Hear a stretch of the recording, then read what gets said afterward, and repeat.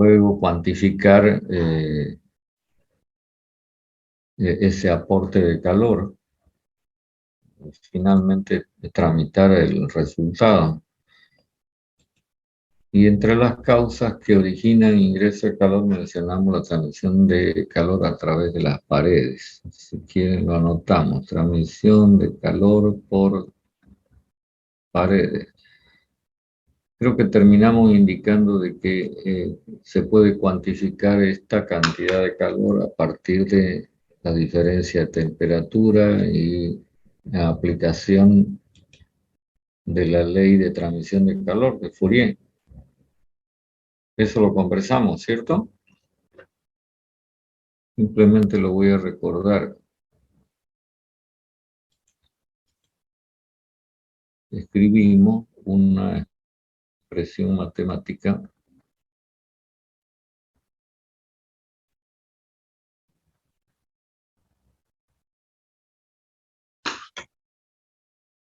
una fórmula que traduce la ley de Fourier.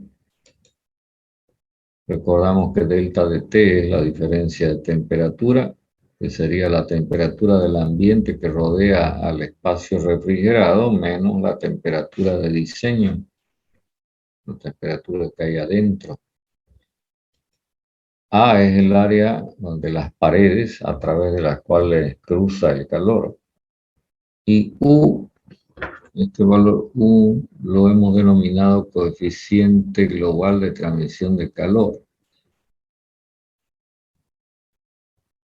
donde U tiene que ver con K sobre E, cuando el material que atraviesa el calor es un sólido, siendo K lo que se conoce con el nombre de conductividad térmica, una propiedad que tienen los materiales, y E es el espesor. En el caso de líquidos y gases, ese valor queda reemplazado por H. No confundir con entalpía, porque en este caso este valor se conoce con el nombre de coeficiente pelicular de transmisión de calor. Y el otro mecanismo que no necesita ni de sólidos, ni de líquidos, ni de gases es la radiación.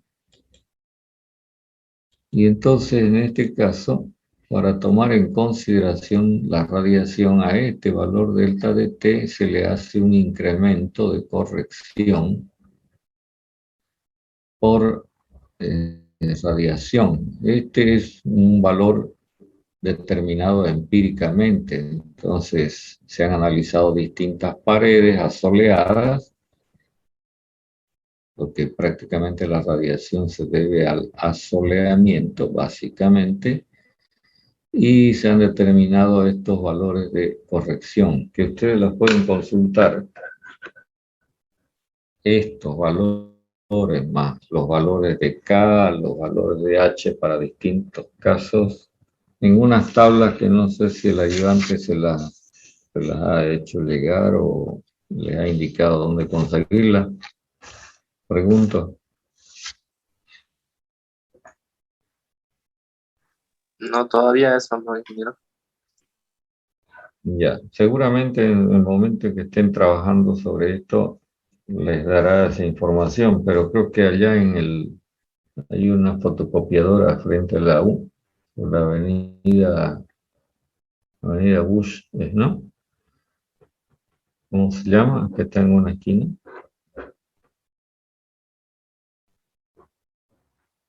La triple A, disculpe. No, no me acuerdo qué nombre tiene. ¿Cómo? Servimax. Sí, Servimax, eso es.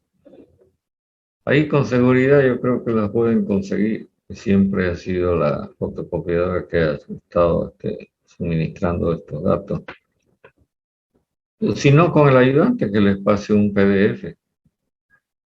Es importante que ustedes examinen esas tablas en las cuales aparecen incluso ya valores de U que involucran estas tres situaciones, por lo menos las dos primeras. Por eso es que el valor de U se llama global, porque cuando el calor atraviesa digamos, distintos medios, entonces hay que encontrar el resultado de estas cosas que estamos poniendo que corresponden a material sólido, a material líquido o gaseoso. Sí. Si no, miren algo de esto en el Stoker. Lo tienen, ¿verdad? Sí, Ya, entonces ahí también pueden ir leyendo. Si tuvieran alguna duda, pues, oportunidad de consultar. Es oportuno consultar.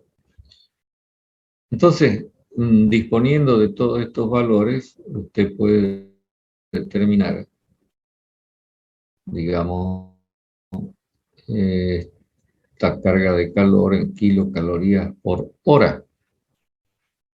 Y una de las cosas que hay que destacar en relación con esta carga de calor es que siempre va a existir, porque esta diferencia de temperatura, salvo que haga un frío exagerado, va a estar presente.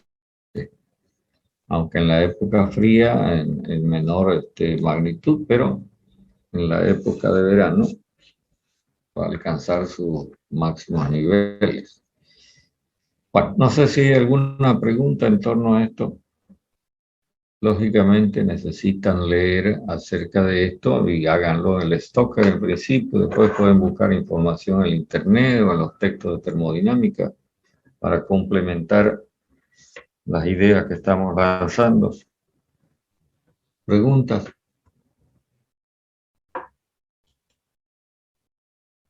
¿Nada? Entonces continúo mencionando, porque en realidad lo que queremos es por lo menos tener nociones elementales acerca de cómo se determina la capacidad de refrigeración. Una segunda probable, porque puede ser que en algunos casos no tenga importancia, causa de aporte de calor es esa fuente de calor que se llama de productos o de productos, como quieran. Se refiere concretamente a que si usted tiene el espacio refrigerado, digamos, representado por el dibujo que estoy haciendo, usted introduce dentro de este espacio este material que estamos llamando producto. Y si este material ingresa a una temperatura mayor que la temperatura que se quiere mantener dentro del espacio refrigerado, entonces este material va a transmitir calor internamente que deberá ser retirado por el sistema de refrigeración. Por lo tanto, es de suma importancia conocer este dato. Lógicamente que es también muy importante que se conozca la cantidad de producto que va a ser introducido dentro del espacio refrigerado para poder hacer una cuantificación de la cantidad de calor que aporta.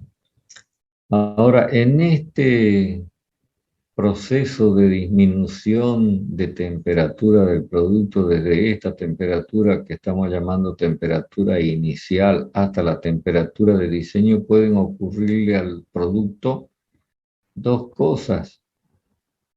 Un cambio de temperatura simplemente, pero también puede ocurrir un cambio de fase. A ver, pongo un ejemplo.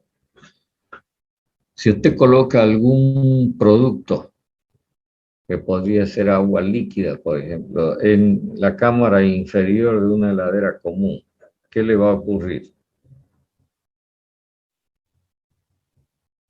se enfrían, ¿no? Se enfría nomás, quiere decir que está sucediendo simplemente un cambio de temperatura, ¿verdad?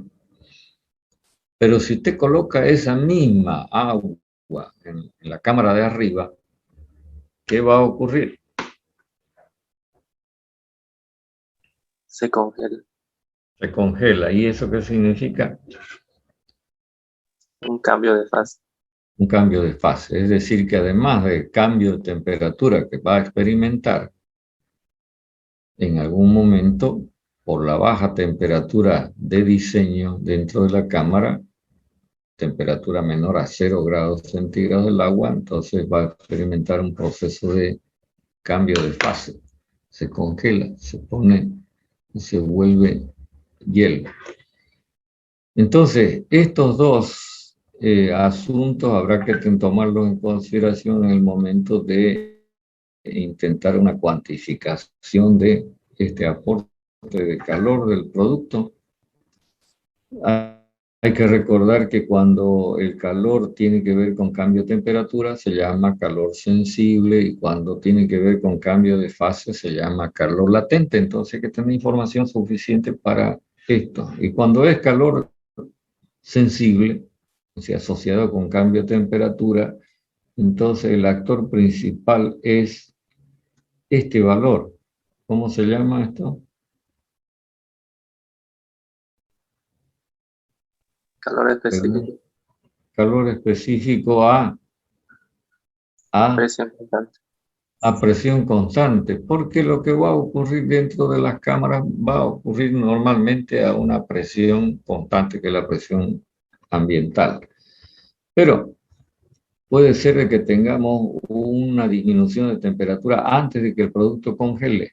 Entonces necesitamos ese valor, pero que tengamos después una disminución de temperatura una vez que ya el producto está congelado. Entonces necesitamos este otro dato, y así se presenta en las tablas esas a las que estoy haciendo alusión, de que ustedes tienen que examinarlas.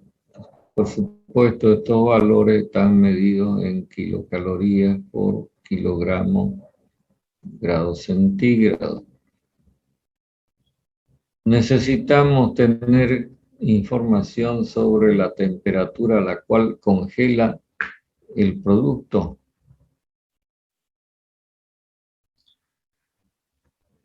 Fíjese que al decir esto no estoy hablando necesariamente de 0 grados centígrados, esa sería la temperatura de congelación del agua, pero en otros productos,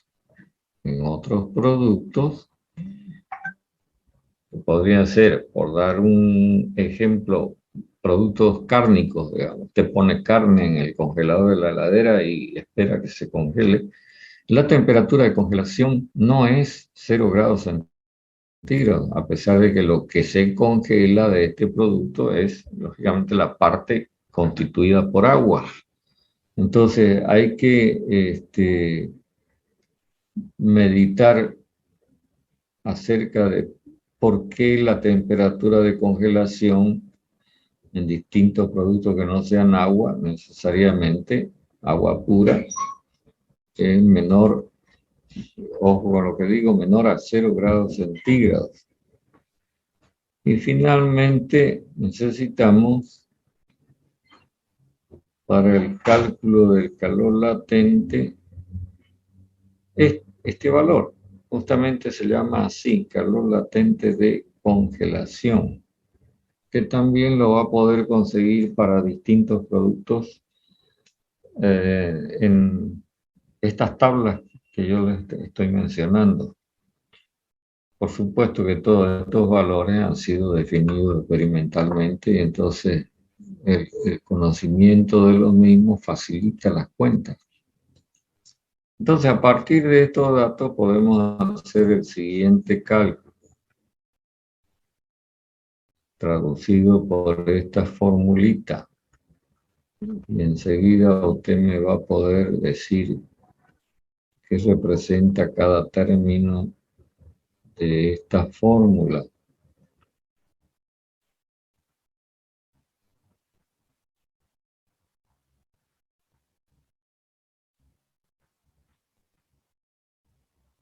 Fíjense que el producto se va a enfriar desde esta temperatura inicial hasta esta temperatura final, que es la temperatura de la cámara. Entonces, ¿qué representa cada uno de estos términos? A ver si alguien me puede dar una opinión.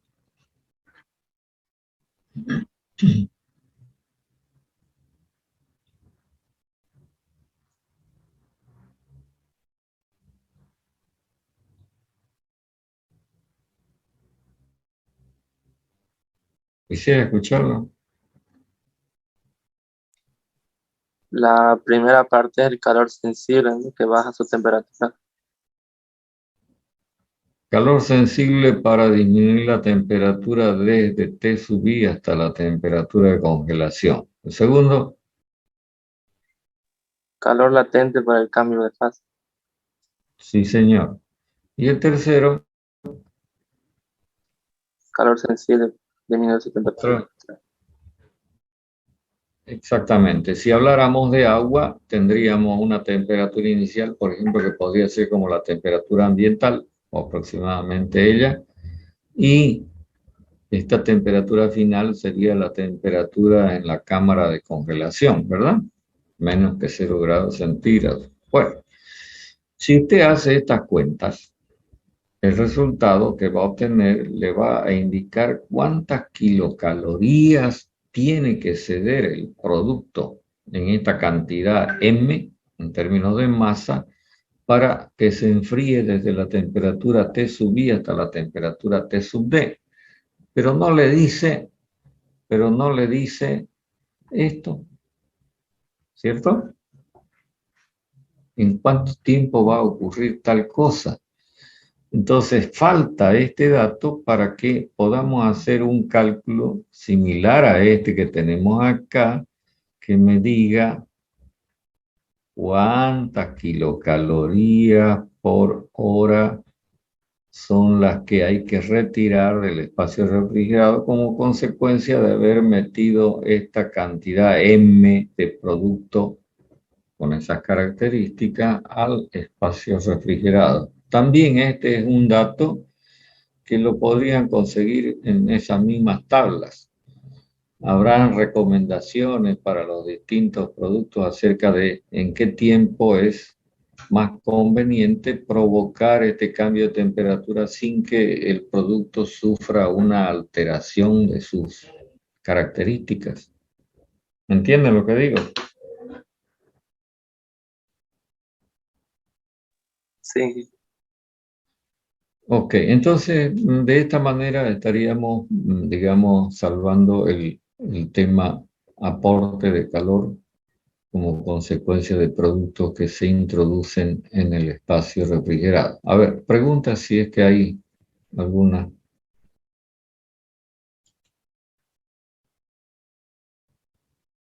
¿O está entendible el asunto? De todas maneras, les recalco de que usted puede apelar en primera instancia al Stoker y ahí va a poder encontrar un repaso e información sobre esto que estamos comentando. Bueno, ¿podemos pasar a otra cosa? Si no hay preguntas. Entonces borro. Una tercera posibilidad de aporte de calor que es similar a la anterior. Algo que quiero decir respecto de la anterior carga de calor debido a los productos que se meten en el espacio refrigerado es que una vez que el producto se enfrió hasta la temperatura de diseño ya no aporta más calor, o sea que es una sola vez. Mientras que la carga anterior, la de transmisión de calor a través de las paredes, es permanente todo el tiempo. Bueno, dicho eso, la otra posible carga de calor, que casi siempre va a haber que tomarla en cuenta, es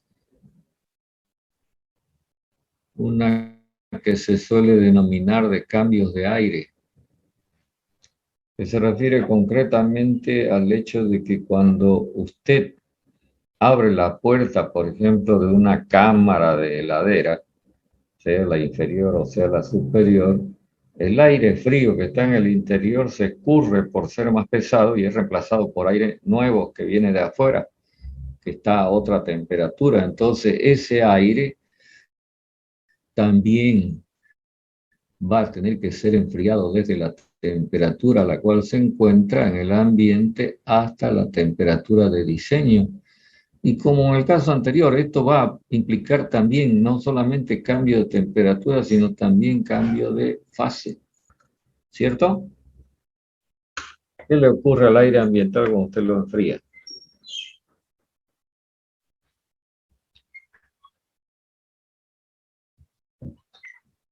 A ver, tomemos el caso de un equipo de aire acondicionado. ¿Qué hace el equipo de aire acondicionado?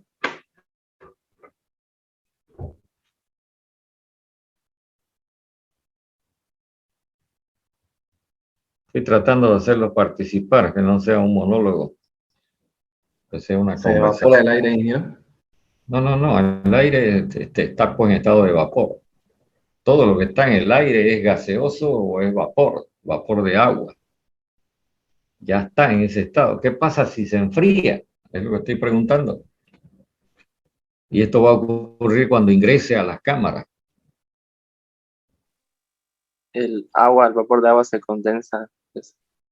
Claro, todo el aire va a experimentar, en primer lugar, un cambio de temperatura y de paso, dependiendo de las condiciones en las que se encuentra el aire, por supuesto, y funcionando el aire acondicionado, un cambio de fase, es decir, se condensa.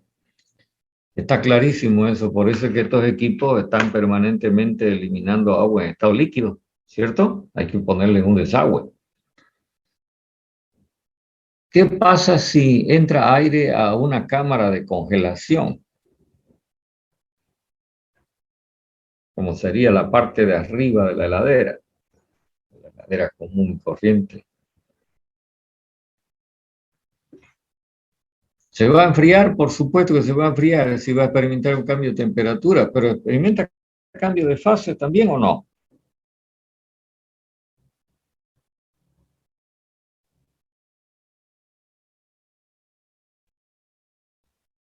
Si usted ha tenido la oportunidad de acceder a un congelador, a una cámara de congelación, habrá podido apreciar que hay algo que va llenando la cámara y va estorbando el espacio que tiene disponible. ¿A qué me refiero?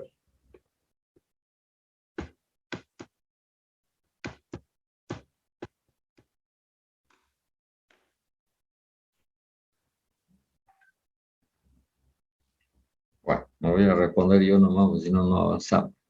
También va a experimentar cambio de fase, y en este caso el cambio de fase es doble, porque en primer lugar el vapor de agua que está presente en el aire ambiental se convierte en líquido, pero como se sigue enfriando, entonces termina convertido en sólido. Eso es lo que hace que en estas cámaras haya una formación permanente de escarcha, de hielo sobre las paredes de la cámara, asunto que en algún momento provoca problemas. ¿Sí o no? Bueno, Sí, ya. Entonces, hay que tener en cuenta estos dos valores y estos dos efectos, digo, de la disminución de temperatura sobre el aire ambiental para hacer una cuantificación que debería ser similar a la del caso anterior.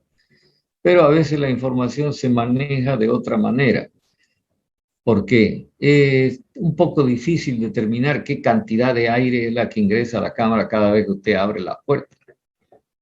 Dependerá de cuánto abre la puerta, cuánto tiempo está abierta, etcétera, etcétera, y cuántas veces te abre esa puerta.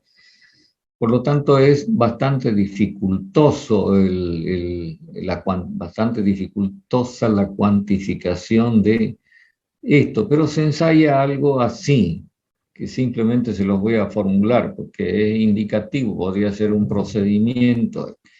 Primero, se determina lo que se llama el número de cambios de aire, teniendo en cuenta que se define un cambio de aire como una cantidad en volumen de aire equivalente al tamaño de la cámara. Es decir, si usted tiene una cámara de 100 litros o de 400 litros, entonces un cambio de aire significará que ingresan 400 litros de aire. Y luego hace falta conocer este valor que me permita establecer a partir de esta consideración, qué cantidad de calor va a aportar cada metro cúbico de aire que sea renovado en la cámara. Si dispusiéramos de esta información, entonces el cálculo sería muy sencillo. Este valor del número de cambios de aire se lo suele dar por cada 24 horas, o sea, por día. Entonces tendríamos N por B por Q sub B, y esto me daría las kilocalorías por 24 horas. Es decir, que si yo divido por 24, entonces me quedo con este valor que es similar al valor que estamos determinando en las cargas anteriores. De todas maneras, vuelvo a recalcar de que la determinación de este valor es lo más engorroso.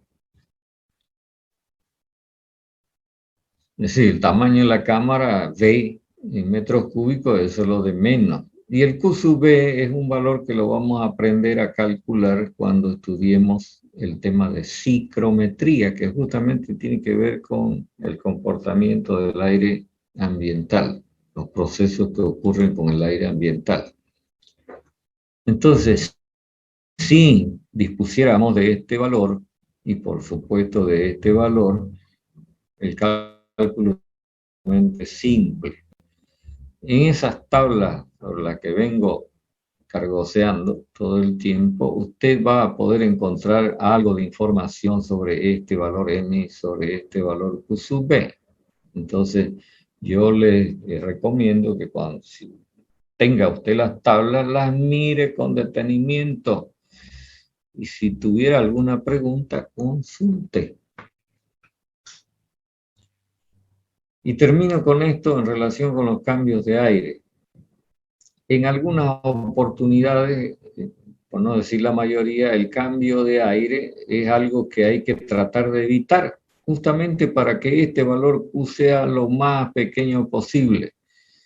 Entonces, cuando se habla de cambios de aire en estos casos, se dice que es aire infiltrado, es decir, que se escapó por razones, digamos, de fuerza mayor.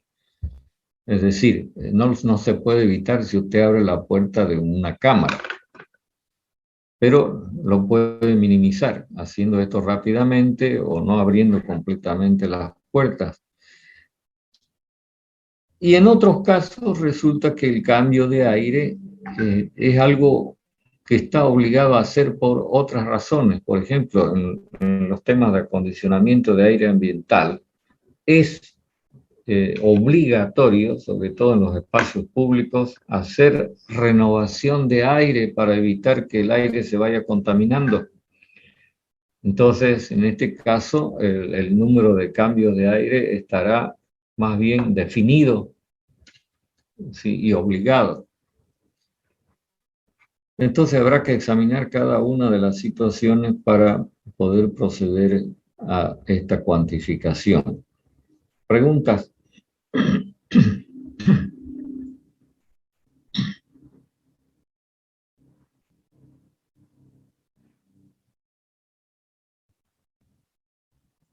Continúo. En algunas oportunidades, dentro del espacio refrigerado, vamos a encontrar personas de carne y hueso.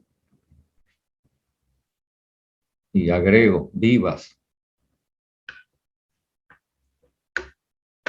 A ver, ¿alguien me puede dar un ejemplo en donde dentro del espacio refrigerado hay personas?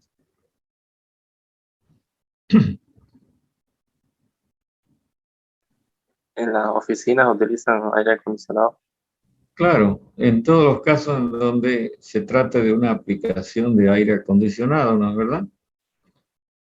Oficina, banco, locales, restaurantes, en fin, o digamos habitaciones dentro de una casa que tienen aire acondicionado. Entonces, en ese caso hay que tener en cuenta que la persona se encuentra viva a una temperatura de ¿cuánto? Simplemente para dar una referencia. Si usted midiera su temperatura corporal, ¿cuánto le diría? Si está en buenas condiciones. 36 grados, si no me equivoco.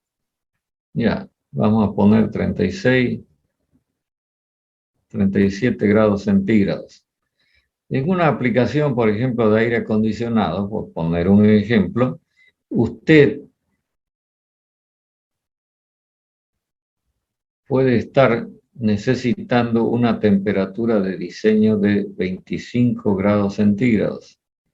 Así que es una de las temperaturas recomendadas para que las personas que están dentro de esa habitación, de ese espacio, se encuentren confortables, confortadas. Entonces, la persona que está a 36, 37 grados centígrados va a irradiar calor por esta diferencia de temperatura.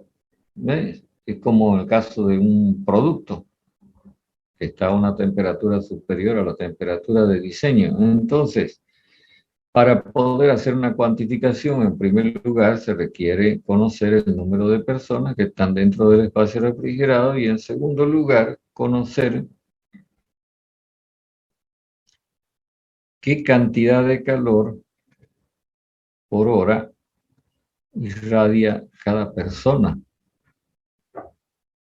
Valores que han sido determinados experimentalmente. Acá, simplemente como comentario, voy a añadir que estos valores de Q sub P dependerán de la actividad que esté desarrollando la persona dentro de ese espacio refrigerado. No es lo mismo una persona que está durmiendo que una persona que está haciendo ejercicio. Por supuesto, ¿no? Así se modifica esta temperatura corporal.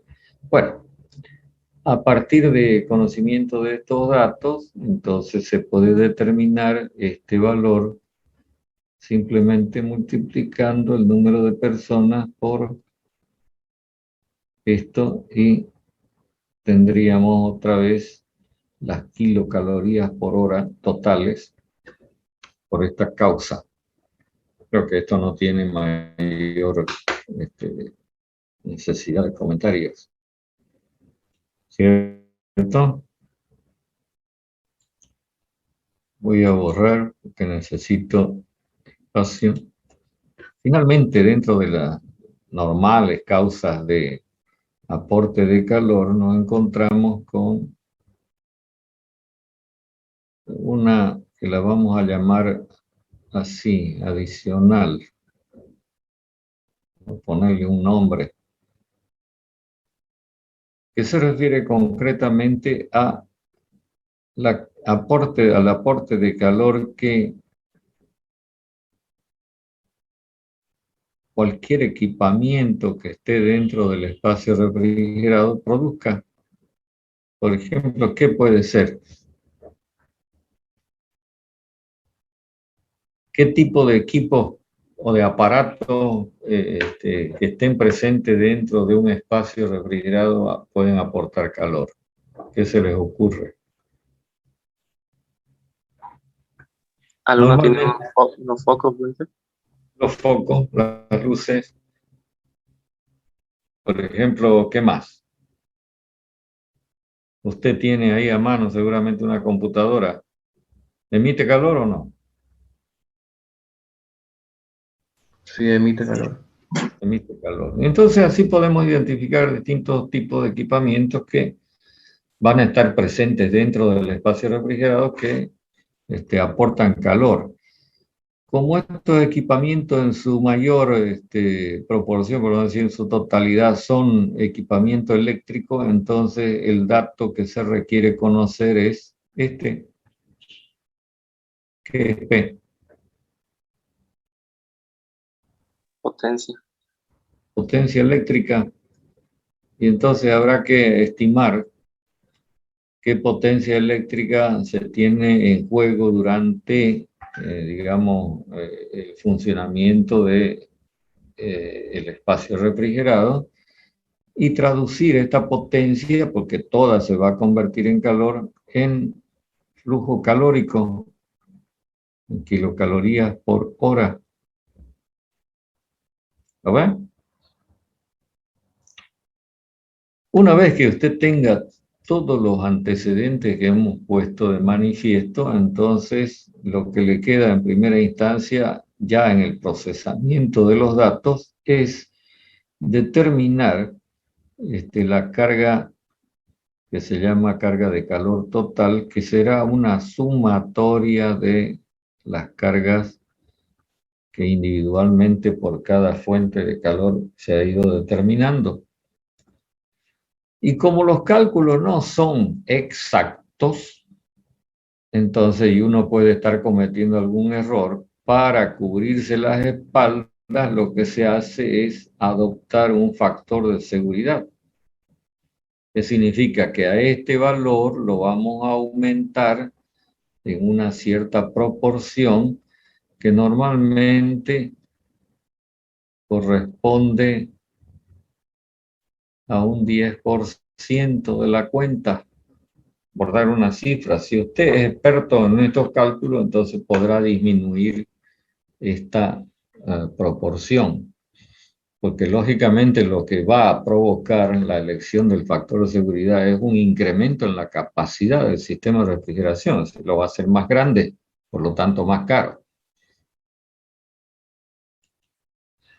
Pero, y voy a terminar con esto, este cálculo que me daría la capacidad a partir de multiplicar el factor de seguridad por la carga total, solamente es válido cuando la temperatura de evaporación del sistema de refrigeración sea mayor a 0 grados centígrados. Y aquí lo voy a dejar porque enseguida se corta la información. La explicación de por qué la vamos a tener el próximo día. ¿Listo? Está bien, ingeniero. Bueno, los espero el próximo día martes. Hasta luego, ingeniero. Hasta luego. Gracias, hasta luego, ingeniero. Hasta luego.